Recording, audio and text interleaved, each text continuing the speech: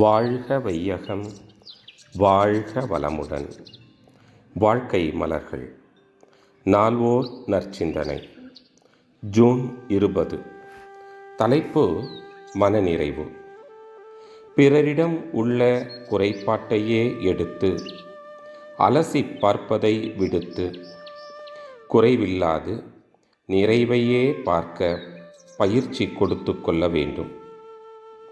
எல்லாம் வல்ல இறைவன் அருளால் அமைந்தது எத்தனையோ ஆயிரம் ஆயிரம் நலன்கள்.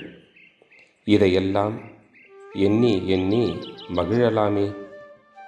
ஏதேனும் ஒரு குறைபாட்டை நாமாக கற்பித்து கொண்டு அது இல்லையே என்று துன்பப்படுவதை விட்டுவிட வேண்டும். இந்த முறையில் வாழ்க்கையில் ஒவ்வொரு நாளிலும் ஒவ்வொரு நிமிடமும் இந்த குறைபாடு கலைந்து நிறைவை ஏற்படுத்தி கொண்டு மன நிறைவாக வாழ்வதற்கு இறை உணர்வும் உயிர் உணர்வும் வேண்டும். அந்த உயிர் உணர்வை பெறுவதற்கு, இறை உணர்வை பெறுவதற்கு தவம் இருக்கிறது. அற உணர்வை பெறுவதற்கு நல்ல செயல்கள் செய்ய செய்ய தானாகவே அது மலர்ந்துவிடும். அந்த முறையில் எப்பொழுதும் யாருக்கு என்ன நன்மை செய்யலாம் என்று அதை செய்ய தயாராகும் முறையில் நீங்கள் வந்து விட்டீர்களானால் அதுவே தான் எல்லாம் வல்ல இறைவனுக்கு செய்ய வேண்டிய தொண்டு.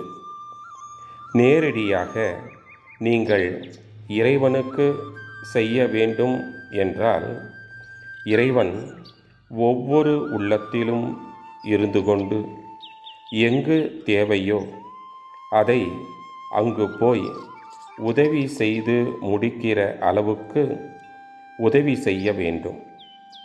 வாழ்க்கையில் மனநிறைவும் மகிழ்ச்சியும் பெறுவதற்கு இதற்கு ஈடான மார்க்கம் பிறிதொன்றும் இல்லை.